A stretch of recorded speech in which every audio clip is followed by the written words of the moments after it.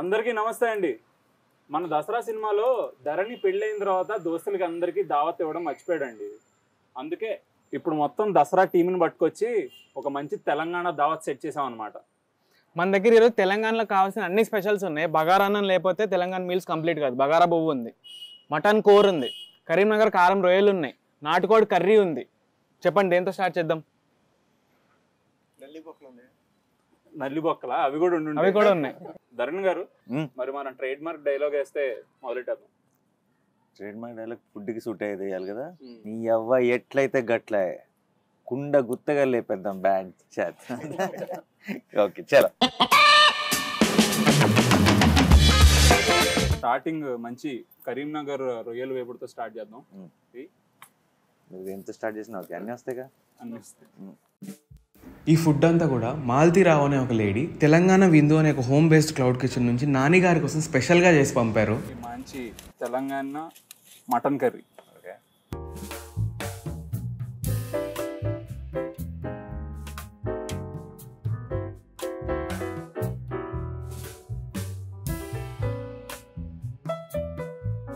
నాటుకోడి కూర అన్నమాట.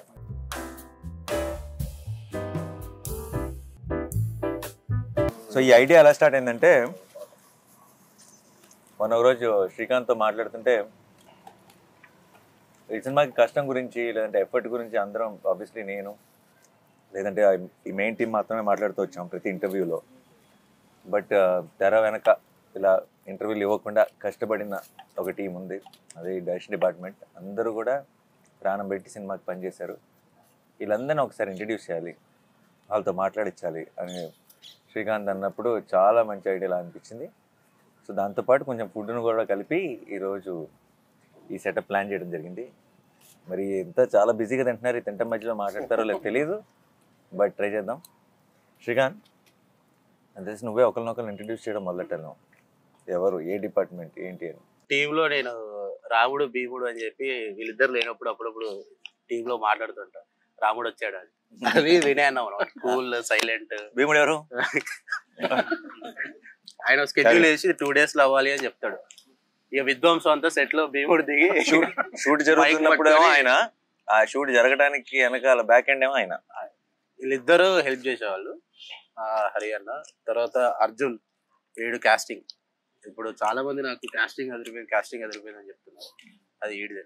ఇంకా అసలు టార్చర్ పెట్టేటోడు అన్న కోఆర్డినేటర్స్. వాళ్ళ రక్తం దావుడు ఒకటే తక్కువ.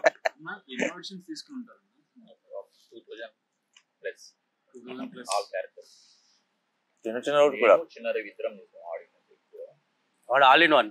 చిన్న రవి ఆల్ ఇన్ వన్ అన్నమాట. చిన్న రవి సైలెంట్ గా ఉంటాడు. వాడన్నా సైలెంట్ కదన్నా. వాడు ఫోన్ మోగుతుందంటే అందరు భయపడిపోతారు. వీడు ఎందుకు రక్తం తాగేసిన టార్చర్ పెడుతున్నారా నన్ను, వాడికి ఏం కావాలో చూడండి అని. పెద్ద పెద్ద టెక్నీషియన్స్. వాడు Arjun casting, edit report, edit అదంతా వాడే ఫాలో అయిపోయాడు చిన్న రవి. శ్రీనాథ్ రైటింగ్, అండ్ మా మోడ్యులేషన్లు, మా భాష కరెక్ట్ గా సరిగ్గా ల్యాండ్ అయిందా, ఎమోషన్, డైలాగ్ లో ఎమోషన్ ఇవన్నీ పక్కన చూసుకునేవాడు. మా డబ్బింగ్ కూడా తాట తీస్తాడు. డబ్బింగ్ లో అన్ని శ్రీకాంత్ ఓకే అని చెప్పి వెళ్ళిపోయి నేను కరెక్షన్ చెప్తాడు.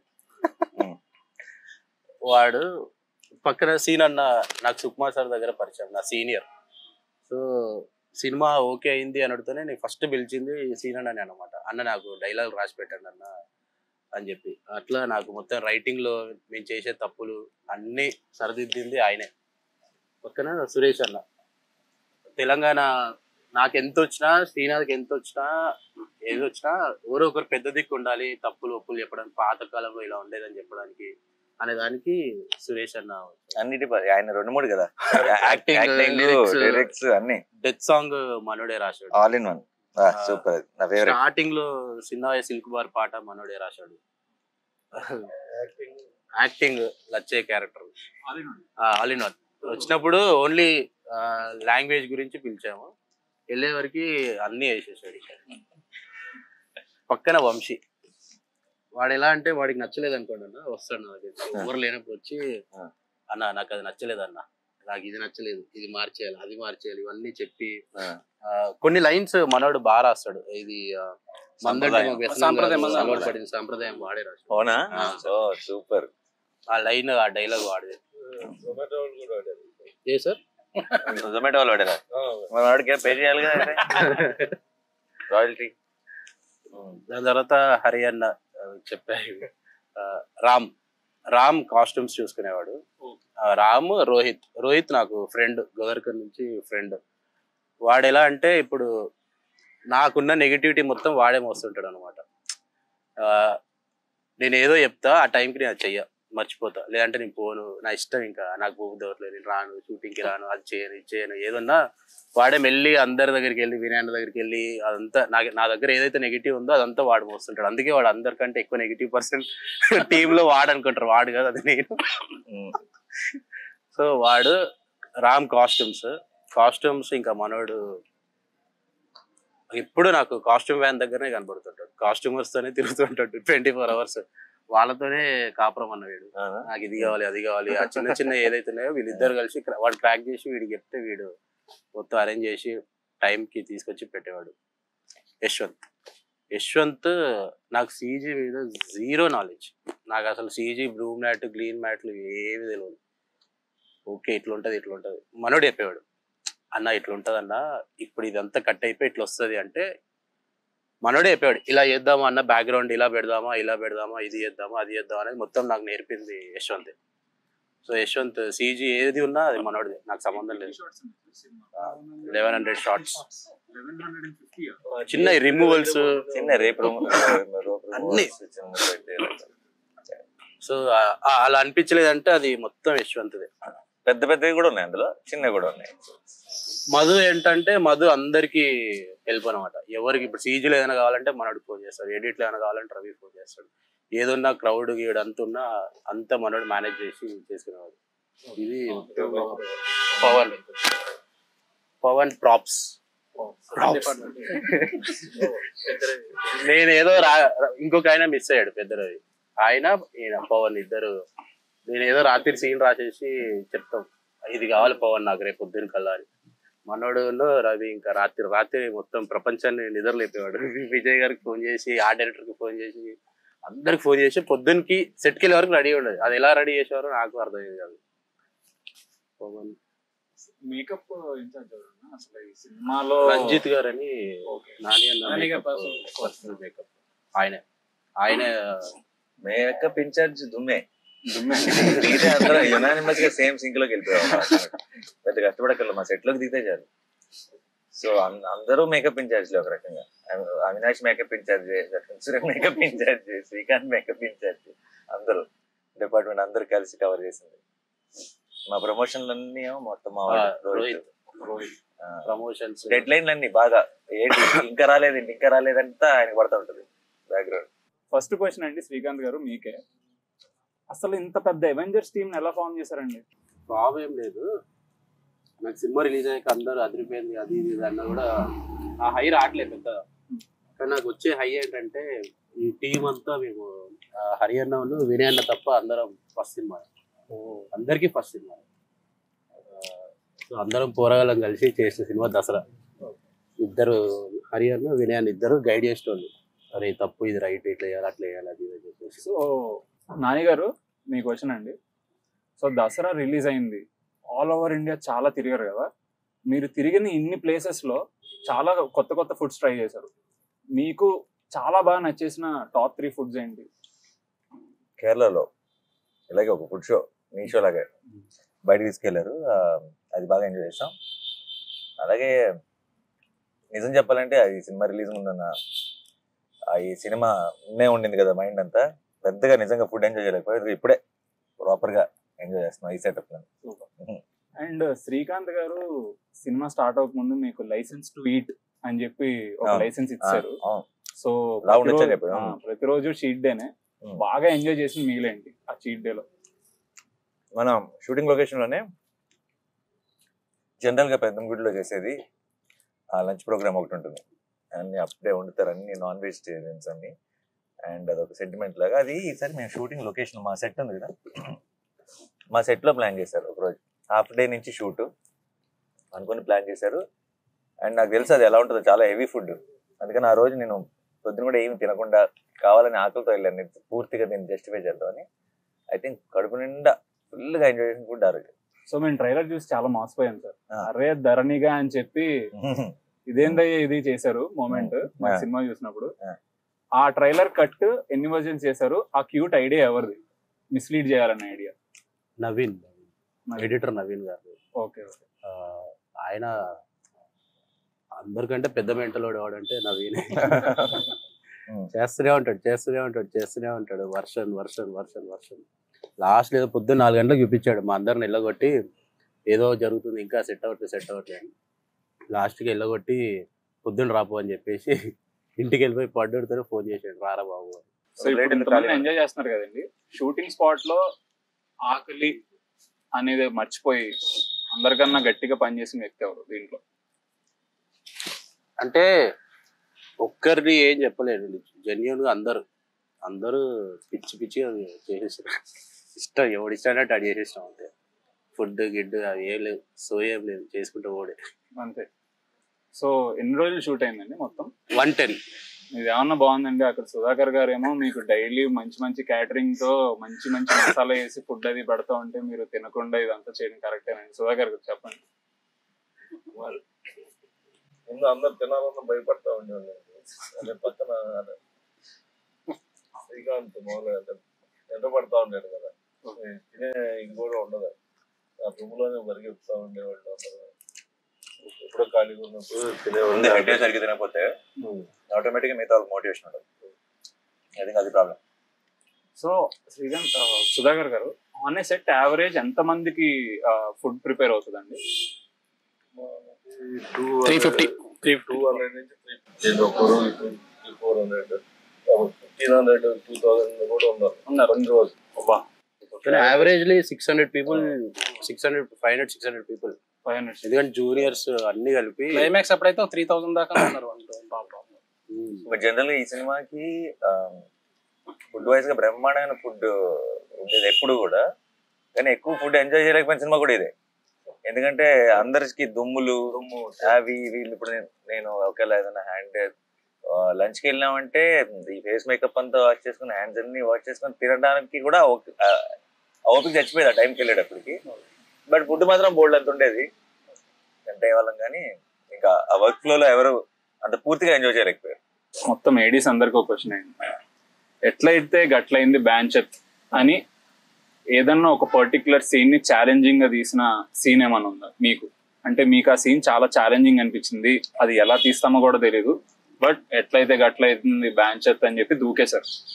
So any challenging scene? Climax fight ఉంటుంది. ఒక్కొక్కరు ఒకటి చెప్పండి, అందరు క్లైమాక్స్ పెట్టండి.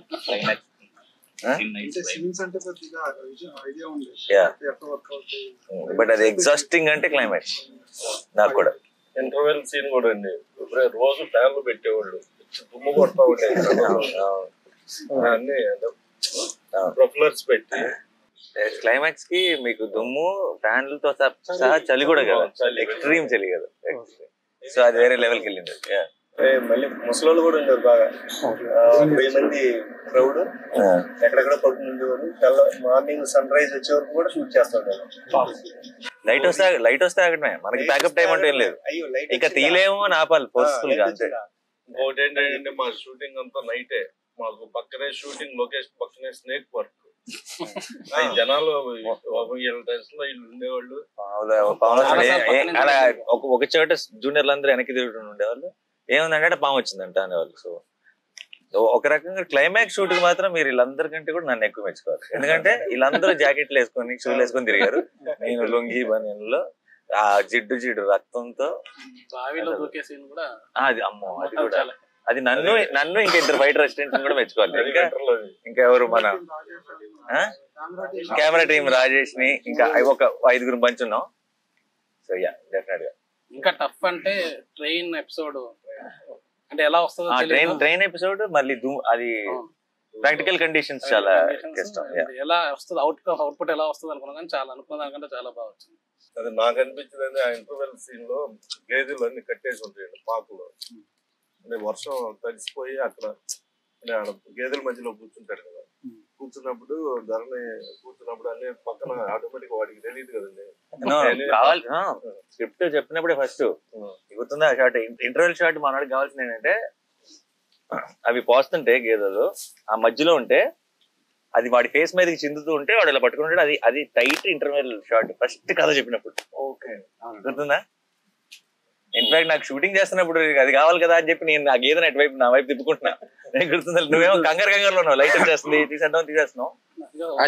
నువ్వు ఆ డీటెయిల్ పట్టించుకోవట్లే, నువ్వు ఈ మ్యాటర్ ని పట్టించుకుంటున్నావు, నేను దాన్ని తిప్పుకుంటున్నాను నా వైపు. ఎందుకంటే ఇది చెప్పాడు గుర్తుంది, ఇది ఉండాలి ఫ్రేమ్ లో. ఇంకోటి సార్, అది ఒరిజినల్ ఏంటంటే పోసినప్పుడు పేడలో పడి అది మీ మొహం మీద అదే వచ్చింది అన్నట్టుగా అన్నాడు.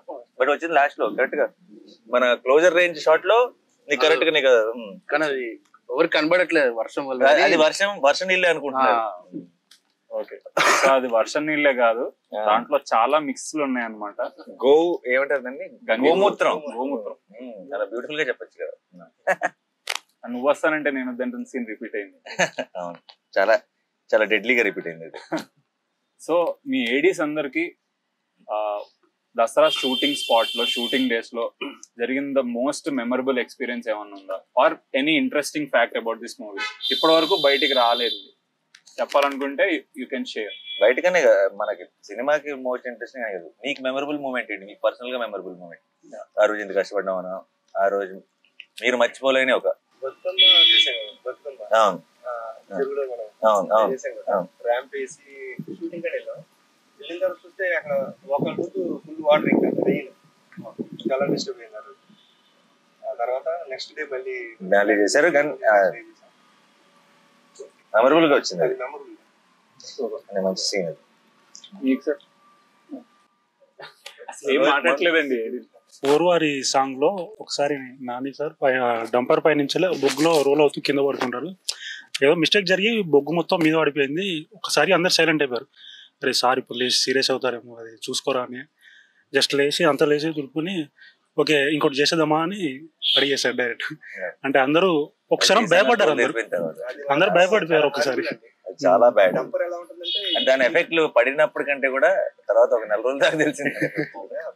డంపర్ కూడా ఎంత హైట్ ఉంటుందండి, బిల్డింగ్ మీద డబుల్ ఉంటుంది. ఆ టైర్ వచ్చి చాలా హైట్, చాలా దాని నుంచి పడాలి, ఈయన రోల్ అవుతూ పడాలి. అది డస్ట్ చాలా టూ మచ్ ఉంది. యాక్చువల్ గా పడ్డ తర్వాత నేను షార్ట్ చూడలేదు, మానిటర్ లోకి వెళ్ళి ఉరికి చూస్తే ఈ మనిషి షార్ట్ ఓకేనా అన్నాడు. షార్ట్ చూడాలి కదా అని చెప్పి మళ్ళీ ఓకేనా అన్నా అని చెప్పి మళ్ళీ పోయి షార్ట్ చూసి నా భయం ఏంటంటే నువ్వు ముందు అది ఓకే కాబట్టి ఇంకోటి ఉంటుంది కదా, దాని కూడా రెడీ రెడీయే కానీ ఓకేనా కదా నాకు తొందరగా నేను తెలుసుకోవాలని ఒక క్యూరియాసిటీ. బురదలో పడ్డప్పుడు కూడా కాలు తగిలింది, బురదలో పడతారు కదా సాంగ్ లో. మాస్టర్ ఏమో ఇలా జారి ఇలా వెనక్కి పడమంటాడు, మనమేమో ముందుకు పడమని. వెనక్కి పడితే అంటే ఎక్కడ పడిన తర్వాత రెండో షాట్ కి లేదు ఛాన్స్, అంతే బురద అయిపోయిన తర్వాత మళ్ళీ ఆ రోజు ఇంకా కంటిన్యూ చేయలేదు. బట్ విజువల్లీ ఓరివారి ఇస్ అమేజింగ్ అండి, చాలా తిరిగిపోయింది సాంగ్. టఫెస్ట్ షూట్ కూడా అది ఓరివారి, చాలా toughest shoot. And main director తోటి కూర్చున్నాం, శ్రీనాథ్ వంశీ వర్క్ చేసేటప్పుడు రైటింగ్ బాగుంది. సీన్ రాసిన తర్వాత యాక్చువల్గా బేసిక్గా సో తక్కువలోనే ఎక్కువ ఇంపాక్ట్ ఉంటుంది అని వీళ్ళనే రాసేటప్పుడు జనరల్గా. సో ఈ సీన్ ఈ వెర్షన్ ఇది ఓకే అయిపోతుంది శ్రీకాంత్ తోటి అని మాకు కాన్ఫిడెన్స్. అక్కడ మేము ఇలా కొట్టేసుకుని అయిపోద్ది చూడు ఇప్పుడు అని చెప్పేసి అనుకుంటాం. ఫస్ట్ అడిగాను ఏంటంటే నచ్చిన తర్వాత చూసి అంటే బాగాలేదనే మాట అసలు నోట్లోంచి రాస్తారు అసలు. అంటే ఇంకేదన్నా ఓకే. సమ్ టైమ్స్ ఎలా ఉంటుందండి సార్, చాలా బ్రీటేజ్ రాసింది ఒకసారి ఒక పేజీలో అవగొట్టేసిన సీన్ సూపర్ అని అనుకుంటే వచ్చి దీన్ని సింగిల్ లైన్లో ఏం చెప్పలేమన్నా, సింగిల్ లైన్లో ఏం చెప్పలేమా మా Srinath. Okay Srikanth okay try చేస్తాను శ్రీకాంత్, ఈ నిన్న అనుకుంటున్నా మా వాడు ఏదో అనుకుంటాడు అని. మళ్ళీ బాగా ఇబ్బంది పెట్టిన సీన్ అయితే సార్ రైటింగ్ పరంగా Rajanna scene sir, police station దగ్గర. చాలా వెర్షన్లు బట్టను ఓకే ఇది కాదు. మేమేమో ఈజీగా ఉంటాయి ఎన్ని వర్షాలు ఉంటాయన్నా రఫ్ దాదాపుగా ఒక 10 వెర్షన్స్ దాకా వెళ్ళిపోయినట్టు. పెట్టేనన్నా ఓకే చిన్న అవి అలా అయితే చాలా ఉంటాయి ఆ రకంగా అయితే మరి చిన్న చిన్న షూట్ ముందు రోజు వరకు క్రాక్ అవ్వలేదు షూట్ ముందు రోజు వరకు కాదు సార్. అది చెప్తాను ప్రాబ్లం ఏంటంటే మన లొకేషన్ 1 డేనే, యాక్చువల్ షూట్ 1 డేలో అయిపోవాలి. నైట్ శ్రీకాంత్ ఇంకా సీన్ అది క్రాక్ అవ్వలేదు. నైట్ శ్రీకాంత్ 1 డేలో అయిపోద్ది కదా అనుకున్నాము, వెళ్ళిపోయాం స్పాట్ లోకి. వెళ్ళిన తర్వాత నెక్స్ట్ డే 8 పేజీలు తీసుకొచ్చాడు శ్రీకాంత్. షూట్ మాత్రం లొకేషన్ పోలీస్ స్టేషన్ 1 డే ఉంది. నన్ను పిలవలేదు సాయంత్రం దాకా, అదేదో బయట. సో అది అంటే 8 పేజీలు 1 డేలో ఫినిష్ చేయడం కష్టం. నెక్స్ట్ డే మనకు లేదు షూట్, అక్కడ లొకేషన్ కూడా మన చేతిలో లేదు. సో అది దాన్ని మళ్ళీ రిక్వెస్ట్ చేసుకుని వాళ్ళు ఇది చేసుకుని వర్జన్ నైట్ చేంజ్ అయిన వర్జన్ అంటే అది పోలీస్ స్టేషన్. దీంట్లో చిన్న ఫన్ ఇది ఏంటంటే సార్, రాసేటప్పుడు జనరల్ గా క్యారెక్టర్ తోటి లవ్ లో పడిపోతాం రాసేటప్పుడు. ఆబ్వియస్లీ ధరణి వెనక ఈయన మా వంశీ రాజన్న ఫ్యాన్ అండి. మా రాజన్న 15 సంవత్సరాల తర్వాత బయటకు వచ్చాడు. లేపండి అయ్యా, ఎందుకు మా రాజన్న తొక్కేస్తారు మీరు ధరణిని వినలేనా, మా రాజన్న మీరు పట్టించుకోరా అని చెప్పి మా వెర్షన్లు అయ్యే కొలిది. ఇప్పుడు శ్రీకాంత్ ఒప్పుకుంటాడు లేదా అది కదా సార్ టెన్షన్. ఇప్పుడు వంశీ ఒప్పుకుంటాడు లేదా ఈ వెర్షన్ అని, మాకు అది టెన్షన్. ముందు రాజన్నకి అడ్వకేట్ అనమాట. నైస్. ఈ వరల్డ్ బిల్డింగ్ సినిమాలో చాలా బాగుంది. అంటే స్క్రీన్ మీద చూస్తే మేము కూడా వీర్లపల్లిలో వెళ్ళిపోయినంత అద్భుతంగా ఉంది. సో అదంత ఆథెంటిక్ గా రావడానికి ఎంత రీసెర్చ్ చేశారు అంటే మీ టీం అంతా? ఎనీ ఇంట్రెస్టింగ్ డీటెయిల్స్ మీరు రీసెర్చ్ లో ఫైండ్ అవుట్ చేసింది గోదావరి ఖని గురించి కానీ, కోల్ మైన్స్ గురించి కానీ, మీకు ఇప్పటి వరకు తెలియంది ఈ సినిమా ద్వారా తెలుసుకున్నది? చాలా ఉన్నాయి కానీ అవి నేను చెప్పలేను. నెక్స్ట్ కథకో తర్వాత కథ దసరా 2 కాదు, ఇలా ఏదో ఒక ఆ ప్రాసెస్ లోనే ఏదో చేసుకుని ఉంటాడు కదా. ఫ్యూచర్ ప్లాన్స్ కూడా సేమ్ వరల్డ్ కాకపోండి, సేమ్ వరల్డ్ కాదు బట్ ఆ ఫ్లేవర్ లేదంటే ఎట్లా చెప్తారు, ఫ్లేవర్ కూడా కాదు. అప్పుడు నేర్చుకున్న ప్రాసెస్ లో కొన్ని దీనికి పనికొచ్చి కొన్ని దానికి పనికొస్తాయి. సో సుమారు మీకు సినిమాలో చాలా నచ్చి బట్ ఫైనల్ కట్ లో రానివి ఏమన్నా ఉంటే షేర్ చేసుకుంటే. ఇప్పుడే ఆ మౌంటేజ్ చాలా బ్యూటిఫుల్ మౌంటేజ్. వాడు వెన్నెల కోసం వెన్నెల అటువైపు పైన వాడి నుంచి వస్తుంది కదా, ఇంట్లోకి వచ్చి ఉంటుంది కదా వీడితో పాటు. వాడు వీళ్ళ ఇంట్లో బాత్రూమ్ ఉండదు. వెన్నెల వచ్చిన తర్వాత వాడు ఇలా స్క్రాప్ తో ఒక బాత్రూమ్ కడతాడు వెనకాల. చాలా బ్యూటిఫుల్ మౌంటేజ్. అంటే ఒక అమ్మాయికి ఒక బాత్రూమ్ అనే ఒక బేసిక్ కంఫర్ట్ ఉండాలి, ఇక్కడికి వచ్చి ఉండలేదు అని చిన్నప్పటి నుంచి అనండే. కానీ he didn't take it for granted. అది ఏం అవసరం అని చూసి చేస్తాడు. చాలా అది ధరణికి ఆ మూమెంట్ లో ఉన్న ట్రాన్స్ఫర్మేషన్ లో చాలా ఒక ఇంపార్టెంట్ ఎలిమెంట్ అది. ఇది నేను మిస్ అయిందని ఇప్పుడే నాకు సడన్ గా గుర్తొచ్చింది. చాలా వీల్ అవుతుంది. యాక్చువల్లీ చాలా బ్యూటిఫుల్ మౌంటేజ్. సరే మీకు ఆ డిలీటెడ్ సీన్స్ లో వీళ్ళు రిలీజ్. నేను మొన్న కూడా అనుకున్నాను, నేను ఎవరితోనో చెప్పాను, ఈ పర్ఫార్మెన్సెస్ కి ఇంత పేరు వస్తుంది కదా సినిమాకి, అంత పర్ఫార్మెన్స్ కి మంచి పేరు వస్తుంది కదా. నా దృష్టిలో దసరాలో బెస్ట్ పర్ఫార్మెన్స్ సూరి మదర్ది. ఆవిడ క్లోజ్ పెట్టిన ప్రతిసారి ఇమోషన్ వర్కౌట్ అయింది. అది డెత్ సాంగ్ అవ్వచ్చు, మామూలు కావచ్చు, ఆవిడ ముందు చిన్న ఆశగా ఆ పెళ్లి కొప్పుకుంటుందేమో అని చూసినప్పుడు కావచ్చు, మధ్యలో ఏదైతే తిట్టుకుంటూ వెళ్తుంది కదా వెన్నెల, ఆవిడ ఒక అథెంటిసిటీ ఏదైతే ఉందో ఆవిడ ఫేస్ లో కానీ ఒక తెలియని ఒక రెస్పెక్ట్, ఒక డెప్త్ ఉంది. నేను ఎప్పుడు ఆవిడ కూడా లొకేషన్ లో కూడా చెప్పే ఛాన్స్ లేదు, ఇలా సినిమా చూస్తుంటే ఫీలింగ్ వచ్చింది. బట్ ఐ థింక్ ఒక మేమందరం ఆబ్వియస్లీ మాకు పర్ఫార్మెన్స్ ని ప్రూవ్ చేసుకోవడానికి మాకు అంత లెంత్ ఉన్నాయి, అంత సీన్లు ఉన్నాయి, మేము బాగా చేసాం అని చెప్పించుకోవడానికి మాకు సపోర్ట్ సిస్టమ్ కూడా. ఆవిడకి దొరికిన ప్రతి షాట్ వర్కౌట్ చేసింది ఆవిడ. అంటే ఎవ్రీథింగ్ వర్కౌట్ లైక్ మ్యాజిక్. ఆవిడకి పెద్ద లెంత్ లేదు, ముందు లేదు, దానికి లేదు. ఆవిడకి మధ్యలో పడిన ఒక షాట్ తో ఎలివేట్ చేస్తుంది ప్రతిసారి. బ్రిలియంట్ పర్ఫార్మర్ సురభి ప్రభాస్ ఆవిడ పేరు. చాలా మంది జనరల్ బయట కూడా మాట్లాడుతుంది, అడిగింది కూడా. చైల్డ్హుడ్ లో లవ్ ని పోర్ట్రేట్ చేసినంత బాగా ఫ్రెండ్షిప్ ఎస్టాబ్లిష్ అవ్వలేదని ఒక ఫీలింగ్ ఒకటి ఉంది. ఎందుకు వాడి కోసం సాక్రిఫైస్ చేయాలి ధరణి అనేది. అది మాంటేజ్ తీసి కూడా ఎడిటింగ్ లో తీసేయడం జరిగింది. అది చాలా మంచి మాంటేజ్. చెప్పిన వాళ్ళందరూ బాగా ఇదే. ఏంటంటే ధరణికి చికెన్ పాక్స్ వచ్చింది చైల్డ్హుడ్ లో. బెడ్ మీద ఉన్నాడు, కింద చూస్తూ పోసుకుంటున్నాడు. ఇలాంటి కండిషన్ లో ఉన్న ధరణి ఎవరినో పిల్లల దగ్గర చికెన్ పాక్స్ వస్తే ఎవరు రానివారు కదా సార్ పిల్లల దగ్గరికి, రాదా. ఇప్పుడు సూర్యగాడు వచ్చి అటు పక్కన పడుకున్నాడు గుండెలు మెచ్చి చేసేలాగా. కట్ చేస్తే ధరణి మీద చాలా ఓపెన్ చేసి పక్కన సూర్యగాడు కూడా చికెన్ పాక్స్ తోటి ఉన్నాడు. ఈ మాంటేజ్ ఉండి నైట్ లో తీసేసి ఇది ఉంది ఇద్దరికి మధ్యలో. అంటే వన్ సోల్ విత్ 2 బాడీస్ అనే దాన్ని చాలా అద్భుతంగా చేసుకున్నాడు శ్రీకాంత్ ఫస్ట్ నుంచి.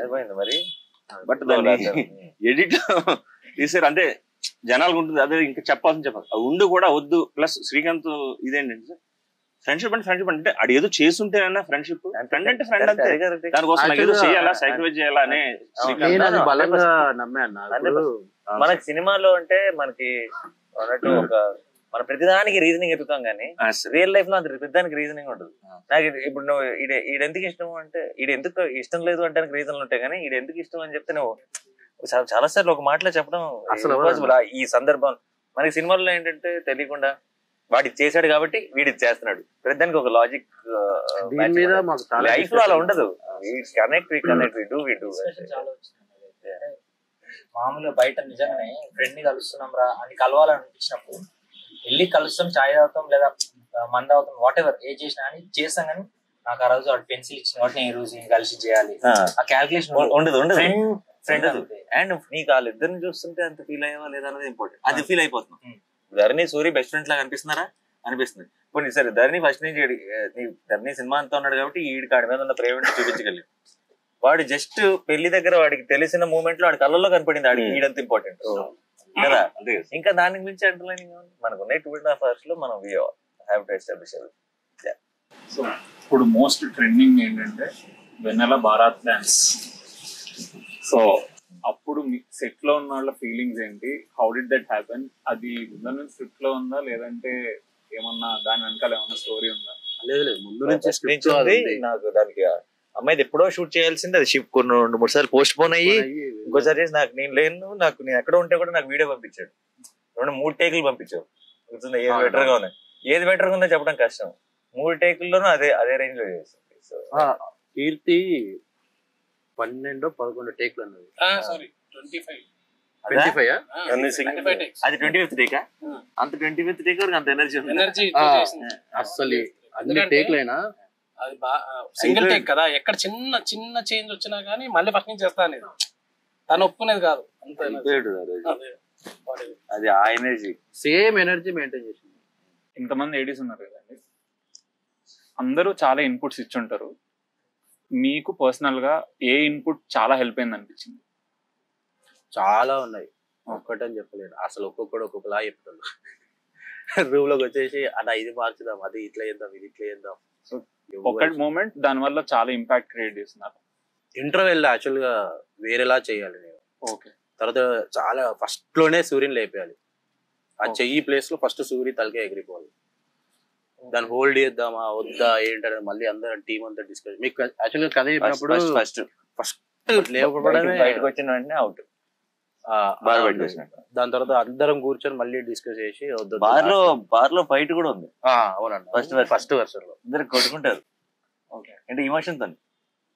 అట్లా ఒక్కొక్కరు ఒక్కొక్కలాగా ఒక్కరి ఇది అని ఏం చెప్పలేదు. యాక్చువల్ గా దసరా సినిమా డైరెక్టర్ గా నాకు పేరు వచ్చినా కూడా జెన్యున్ గా ఇంత వేయడానికి కారణం అయితే డైరెక్షన్ టీమ్. అంటే క్రియేటివ్ సైడ్ చాలా కష్టపడ్డారు. అంటే జనరల్ ఏ ఫిల్మ్ అయినా సరే direction department obviously they will work a lot, but this is a difficult film. ఇది ఎక్స్ట్రీమ్లీ కష్టం సినిమా. వీళ్ళు ఇంకా తర్వాత చేయబోయే ఏ సినిమాలు అయినా సరే వాళ్ళకి ఇంత కష్టం ఉండదు ఇది. సో దీనికి ఏంటంటే ఇంకా డబుల్ అయిపోయింది కష్టం. So they all deserve some special extra prize. Research కూడా ఒక్కొక్కడు ఇప్పుడు కాస్ట్యూమ్స్ అంటే వీళ్ళు ఊర్లలోకి వెళ్ళిపోయి ఫోటోలు తీసుకొచ్చేసి, ప్రాప్స్ అంటే వాళ్ళు ఫోటోలు తీసుకొచ్చేసి, కాస్టింగ్ అంటే ఈ ఊర్లలోకి వెళ్ళిపోయి అక్కడ నుంచి వాళ్ళకి తీసుకొచ్చి వాళ్ళకి యాక్టింగ్ నేర్పి, ఒక ఎగ్జామ్ కి ఆల్మోస్ట్ శ్రావణ్ కి 1 year కూర్చోబెట్టి నేర్పించి అట్లా అందరికి ఎవరెవరైతే కావాలో అందరికి నేర్పించి మాత్రం మళ్ళీ లైఫ్ లో సినిమాలు చేయను ఫిక్స్ అయి ఉంటాడు. డైరెక్ట్ గా తీసుకొచ్చి అదే ఇది మెమరీ, లైఫ్ లాంగ్ మెమరీ ఇది. బట్ ఇలాంటి నాకు తెలిసి ఇలా రైలు పట్టాల పక్కన దూకేటాలు ఇలాంటివన్నీ చేస్తాను అనుకుని ఉంటాడు కదా రమ్మన్నప్పుడు. ప్రొడక్షన్ సైడ్ నుంచి అంటే నేను చాలా తక్కువ. నాకు నేను ప్రెషర్ అంతా మా విజయ్ ఉన్నాడు. విజయ్ ఎగ్జిక్యూటివ్ ప్రొడ్యూసర్ ఆయన వచ్చి చెప్పేవారు ఇట్లా ఇది తగ్గించాలి లేదంటే ఇది పెంచుకొని ఇష్టమైనట్టు చేసుకో, ఆయన సజెస్ట్ చేసేవారు. ఒక్కటే చెప్పాలనుకున్నాను ఫైనల్ గా. ఫస్ట్ దసరాలోకి వచ్చినప్పుడు శ్రీకాంత్ నాతో ఫస్ట్ అన్నమాట, అన్న ఇది మనం 100 crores కొట్టాలి ఈ సినిమా అన్నాడు. సో నేను అన్నాను శ్రీకాంత్ ఇది కొంచెం ఎక్కువేమో, ఒక 70-80 వరకు అంటే మనం ట్రై చేయొచ్చు అని అన్నా. లేదన్నా ఎట్టి పరిస్థితుల్లో 100% కొట్టాల్సిందే అని చెప్పాడు. ఈ రోజుకి కొట్టాడు. కానీ ఆ రోజు చెప్పాడు, ఈ రోజు అది పాసిబుల్ అయ్యింది. సో నిజంగా ఓన్లీ బికాస్ ఆఫ్ శ్రీకాంత్, అది big achievement. So it is all possible because of this wonderful team. Thank you so much. మీ అందరికి థ్యాంక్స్ చెప్పకూడదు, మీకు వచ్చేసిందిగా క్రెడిట్. సో మీ అందరూ మన సినిమానే. We all are very proud of this team and our film Dasara and amazing food. Thank you. అండ్ దసరాని చూసిన ఆడియన్స్ అందరికి కూడా వెరీ వెరీ బిగ్ థ్యాంక్స్. మీరు ఈ సినిమా చూసారు, విపరీతమైన బీభత్సమైన హిట్ చేశారు. అందుకు ఇలా మాకు దావత్ చేసుకునే ఒక సిచ్యువేషన్ దొరికిందనమాట. మాకు ఇలాంటి దావతులు చేసుకునే సిచ్యువేషన్ ఇంకా ఫ్యూచర్ లో ఎక్కువ ఇస్తా ఉంటారని మీ ఆడియన్స్ అందరినీ అడుగుతున్నాను, హోప్ఫుల్లీ. సో ఇదండి దావత్ ఈ రోజు. ఇంకెవరన్నా చూడని వాళ్ళు ఉంటే దసరాని థియేటర్ లో తప్పకుండా వెంటనే అర్జెంట్ గా వెళ్ళి చూసేయండి. చూసిన వాళ్ళు కూడా చూసిన వాళ్ళు కూడా మళ్ళీ వెళ్ళి చూడండి. ఈ 100 200 చేద్దాం అంతే.